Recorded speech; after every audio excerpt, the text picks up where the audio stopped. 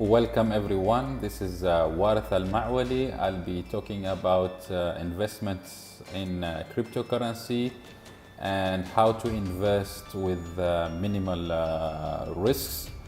So if you intend to buy, let's say, a coin, and there's many coins out there which get listed without proper validation. So always make sure you do good research. I'll be providing you the tools that I normally use before buying any coin, and also how to maintain it and how to know that you have made a profit on that coin and it's time to sell it if you don't want to. There's investment and there's daily trading. I normally don't do daily trading. I normally do investment where I buy on dips when the price is very low. I hold until the price gets to a certain level and I sell, and that normally takes like sometimes months or years. So that's the way I invest on cryptocurrency. So first of all, if I want to buy a cryptocurrency, whether it's a cryptocurrency which has been established or it's an ICO. Okay, ICO is when the publishers are trying to get funds in order to start the project. So there's ICOs and there's coins which are already there listed on the market. So for both, either if I want this one or that one, I would always read the white paper. Make sure you read the white paper. Make sure you understand the goal of that team. What are they trying to achieve? If it is interesting, then you can have like a tick and say, okay, it passed one of the criterias. So you have always to check the white paper. If the white paper fulfills what you are expecting, and you can check a lot of things like the goal of the project, the timeline of the project. You can check the max supply of the project, of the coin. So if it's a massive supply, I don't normally invest on coins which have like massive supply. I don't know, it's my opinion. I don't like it. So I would always look for average supply, and I would check for the team. So you always have to go and check if the team is unknown. I would be like, careful to invest on that ICO or to buy that coin. I would also check the advisors from that group, if they are well-known advisors or not, because a well-known advisor wouldn't want to be involved in a coin which doesn't have clear goals. So that's another criteria to have a check on. And I would always check their social media, whether they're active or not. So if the coin has been there for a long time, I would always check their social media and make sure that they're active, they post about their coins. And if you have technical background, I would go to GitHub, and GitHub I would see if there is a development going on the source code, if there is contribution, or it's been sleeping for a while. So if it's been sleeping for a while, don't expect a product to come soon. So if there is no product, the price will always stay where it is. The other way of validating those coins is checking some of the YouTubers, and the famous ones that I would really check if those guys like recommended this coin or ICO. I would definitely put it as one of the past criteria. So I would give you the list of the people that I normally follow. So number one is Crypto Daily. His videos are very short, so it's always nice to short and crispy. I mean, so you always get good information from him. Crypto Daily, you have DataDash. DataDash is very good on teaching you how to work with indicators and charts. Coin Mastery as well. Coin Mastery is also good on delivering information. You have Cryptobud and Suppoman. Yeah, this guy is funny also. You can always watch him, but his videos are a bit lengthy. So if you have the time, it's worth to check out. So those are the 5 guys that I normally check, and if they recommend a crypto, I would really consider buying it if it meets the criteria that I've just told you about. There is another thing. I would, before I buy a coin, or even after I buy it and I try to check whether the price is up or not, I always use charts, and the best charts that I found is from Coinigy. So their platform is very friendly, and you can have your own indicators. So I would always check the indicators. So for example, if I have a coin that I'm following, I would have RSI, I will have moving averages, and whenever I see a dip that I've set the level in, I would definitely go and buy.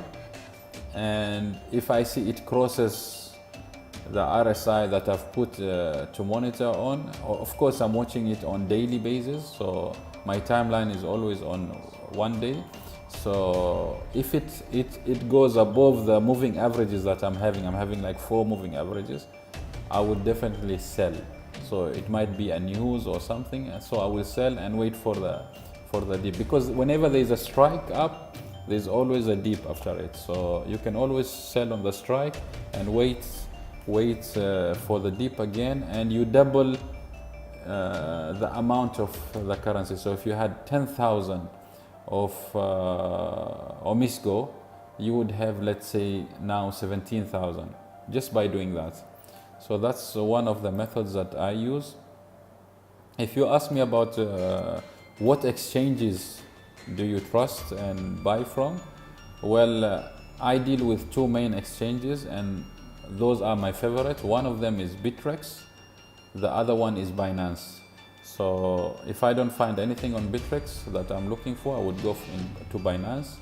If I don't find on both of them and the coin is like potentially is going to gain, I would go for that exchange which is offering, and I would buy from it until this coin get listed or they have their own wallet. Then I would shift those coins. So that's the way I do it when it comes to exchanges.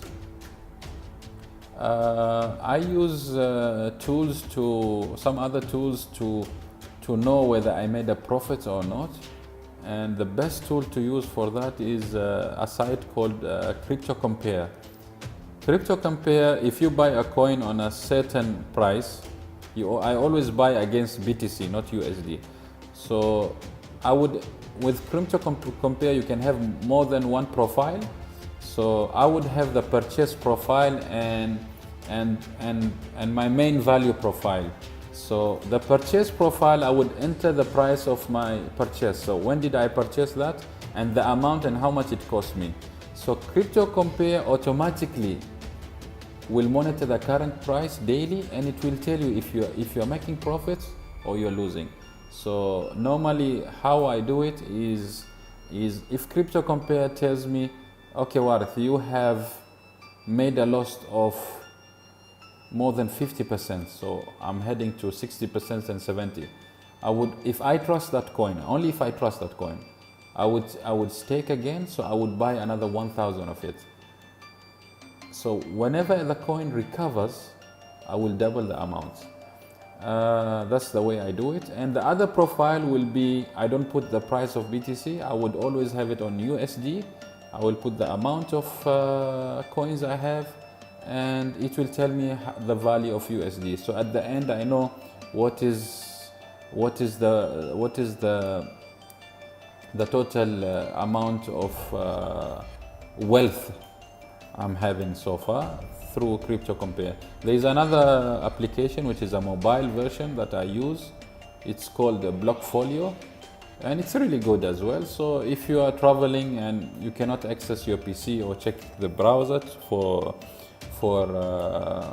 Cryptocompare, you would always just switch on Blockfolio, and it would give you the market status and your coins, exactly how much do they worth at that point. So it's a very good application. I use two of them to maintain my portfolios. Okay, when it comes to wallets, first of all, never keep your coins in exchanges unless you want to trade, because it's not safe. So always move them out from exchanges. My way of doing it is, because when you have a lot of coins, it's a bit headache to download each coin wallet, and it's a headache. So what I do, if the amount of coins I'm having on a particular coin, the worth is more than 1 BTC, I would definitely move it out from the exchange. So if it is less, I will keep it on the exchange, unless I need to stake. So if I need to stake, I would definitely move it to its wallet, because you cannot stake while the coin is living on your exchange. So you have to move it out to a wallet and keep that wallet online. I have another video, you can check it out. Previously it was about staking and which coins I'm staking at the moment, but that is another topic. So if it is less than 1 BTC and it is not a staking coin, I would leave it on the exchange. If it is more than 1 BTC and they have a proper wallet, I would shift it to their wallet. I also use multi-currency wallet, which is Exodus. I really like Exodus. It's an amazing program, but I keep only the coins which I don't stake. So if you ask me, where do you keep your Ethereums and like Omisco, so those coins I don't stake at the moment. They don't have staking capabilities, so I store them in Exodus at the moment. And yeah, that's the way I store my coins.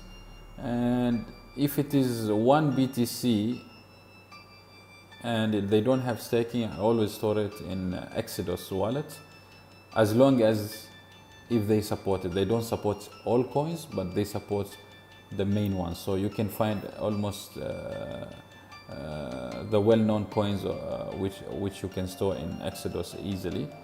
Of course, when it comes to staking, I store everything on every coin on its wallet. And when you ask me what is the safest method to store, of course it's the hardware wallet, but I don't use hardware wallets because I always shift from here and there. The second one would be having the coin wallet itself. So hardware wallets, then store it on the coin wallet itself.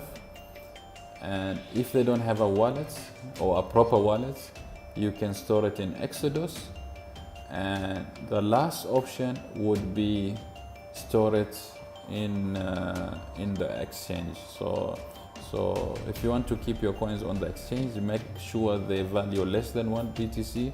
So if that exchange get hacked, there's no insurance, you're not getting your money back. So just try to minimize the risk. And of course, I wouldn't store any wallets in my mobile phone, because your mobile can be stolen or whatever, and there's a way to secure it, but still I wouldn't store any of my private keys on my mobile unless I need to do Bitcoin purchases, and I would only use for that, I would use Bitpay. One of the wallets that I use in mobile is Bitpay, and Bitpay I use it only for quick purchases. So I wouldn't have 60 BTC or whatever in Bitpay and put it mobile. No way. It will be like a fraction of BTC.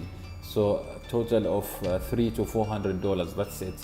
So whenever I need to buy something online, I would just scan the barcode and or QR code and make the purchase easily for me. So yeah, that's all the tips that I use to minimize the risk when it comes to cryptocurrency investments. And I hope you enjoyed the video. Please make sure you subscribe, make sure you like, and come again for more videos in the future, inshallah. Thank you very much, and bye bye.